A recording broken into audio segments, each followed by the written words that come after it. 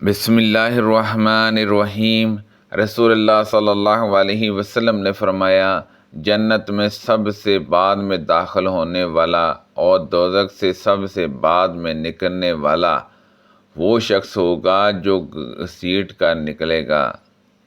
اس سے اس کا رب کہے گا جنت میں داخل ہو جا۔ وہ کہے گا میرے رب جنت تو بالکل بری ہوئی ہے۔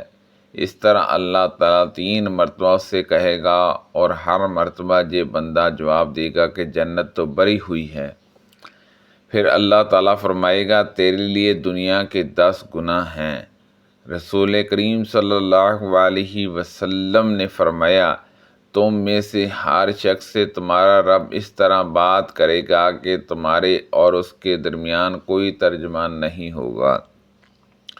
وہ اپنے دائیں طرف دیکھے گا اور اسے اپنے اعمال کے سوا اور کچھ نظر نہیں آئے گا، اور وہ اپنے بائیں طرف دیکھے گا اور اسے اپنے اعمال کے سوا کچھ نظر نہیں آئے گا۔ پھر اپنے سامنے دیکھے گا تو اپنے سامنے جہنم کے سوا اور کوئی چیز نہ دیکھے گا۔ بس جہنم سے بچو، خواہ کھجور کے ایک ٹکڑے ہے کے ذریعے ہو سکے۔ حماش نے بیان کیا کہ مجھ سے عمرو بن مرہ نے بیان کیا، ان سے خشامہ نے اسی طرح، اور اس میں یہ لفظ زیادہ کیے، جہنم سے بچو خواہ ایک اچھی بات ہی کے ذریعے ہو۔ ایک شخص نے ابن عمر رضی اللہ عنہما سے پوچھا، سرگوشی کے بارے میں آپ نے رسول اللہ صلی اللہ علیہ وسلم سے کس طرح سنا ہے؟ انہوں نے بیان کیا کہ تم میں سے کوئی اپنے رب کے قریب جائے گا جہاں تک کہ اللہ تعالیٰ اپنا پردہ اس پر ڈال دے گا اور کہے گا تو جے عمل کیا تھا؟ بندہ کہے گا کہ ہاں، چنانچہ وہ اس کا اقرار کرے گا۔ پھر اللہ تعالیٰ فرمائے گا کہ میں نے دنیا میں تیرے گناہ پر پردہ ڈالا تھا اور آج بھی تجھے معاف کرتا ہوں۔ سبحان اللہ عز و جل۔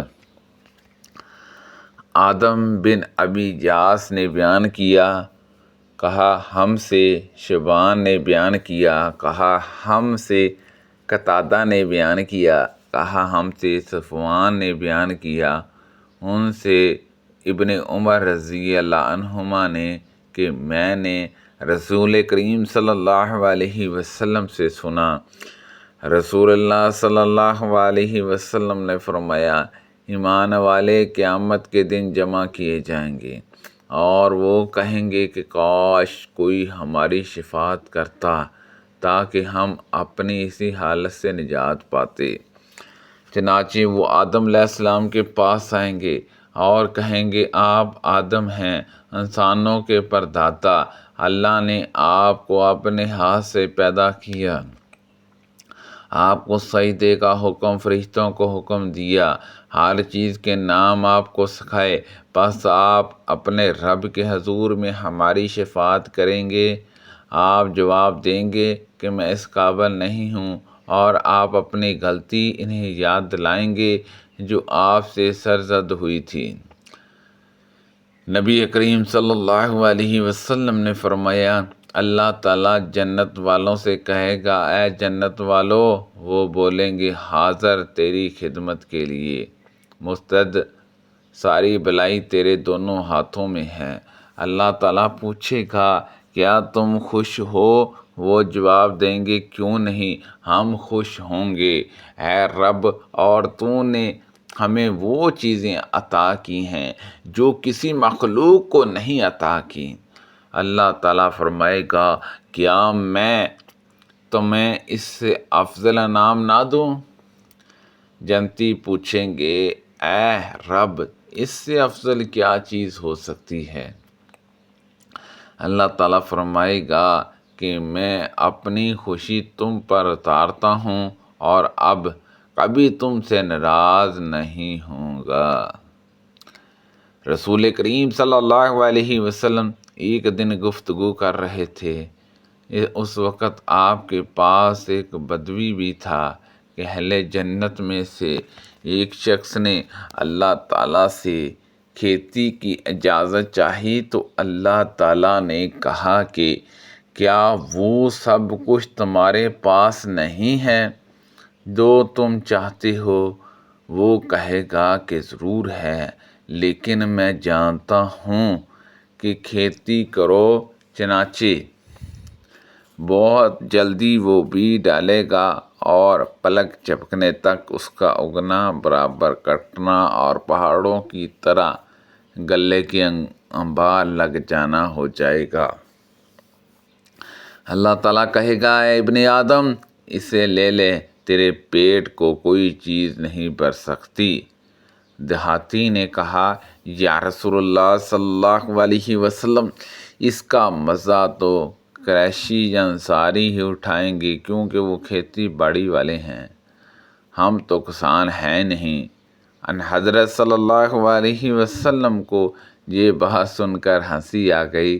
خانہ کعبہ کے پاس دو قافی اور ایک قریشی، یہ کہا کہ دو قریشی اور ایک قافی جمع ہوئے، جن کے پیٹ کی چربی بہت تھی، توندہ بڑی تھی اور جن میں سوجھ بوجھ کی بڑی کمی تھی۔ ان میں سے ایک نے کہا، کیا تمہارا خیال ہے کہ اللہ وہ سب کچھ سنتا ہے جو ہم کہتے ہیں؟ دوسرے نے کہا کہ جب ہم زور سے بولتے ہیں تو سنتا ہے، لیکن اگر ہم آہستہ بولیں تو نہیں سنتا۔ اس پر اللہ نے یہ آیت نازل کی، تم جو دنیا میں چھپ کر گناہ کرتے تھے تو اس سے ڈر سے نہیں کہ تیرے کان، تمہاری آنکھیں اور تمہارے چمڑے تمہاری خلاف قیامت کے دن گواہی دیں گے۔ آخری آیت تک۔ تم اہل کتاب سے ان کتابوں کے مسائل کے بارے میں کیوں کر سوال کرتے ہو؟ تمہارے پاس تو خود اللہ کی کتاب موجود ہے، جو زمانے کے اعتبار سے بھی تم سے سب سے زیادہ قریب ہے۔ تم اسے پڑھتے ہو، وہ خالص ہے، اس میں کوئی ملاوٹ نہیں۔ اے مسلمانوں، تم اہل کتاب سے کسی مسئلے میں کیوں پوچھتے ہو؟ تمہاری کتاب جو اللہ تعالیٰ نے تمہارے نبی صلی اللہ علیہ وسلم پر نازل کی ہے، وہ اللہ کے جہاں سے بالکل تازہ آئی ہے، خالص ہے، اس میں کوئی ملاوٹ نہیں ہوئی، اور اللہ تعالیٰ نے خود تمہیں بتا دیا ہے کہ اہل کتاب نے اللہ کی کتابوں کو بدل ڈالا۔ وہ ہاتھ سے ایک کتاب لکھتے اور دعویٰ کرتے کہ یہ اللہ کی طرف سے ہے، تاکہ اس کے ذریعے سے تمہاری پونجی حاصل کریں۔ تم کو جو خدا نے قرآن و حدیث کا علم دیا ہے، کیا وہ تم کو اس سے منع نہیں کرتا کہ تم دین کی باتیں اہل کتاب سے پوچھو؟ خدا کی قسم، ہم تو ان کے کسی آدمی کو نہیں دیکھتے کہ جو کچھ تمہارے اوپر نازل ہوا ہے اس کے متعلق وہ تم سے پوچھتے ہوں۔ سبحان اللہ عز و جل۔ اللہ پاک سے دعا ہے کہ اللہ پاک ان حدیثوں پر عمل کرنے کی توفیق عطا فرمائے۔ کو پڑھنے میں غلطی کوتاہی ہو گئی ہو، اللہ پاک معاف فرمائے۔ اللہ پاک ہم سب کو صحت و تندرستی عطا فرمائے۔ صدقہ جاریہ سے زیادہ لوگوں تک شیئر کیجیے، آمین، بجاہ النبی الامین صلی اللہ علیہ وسلم۔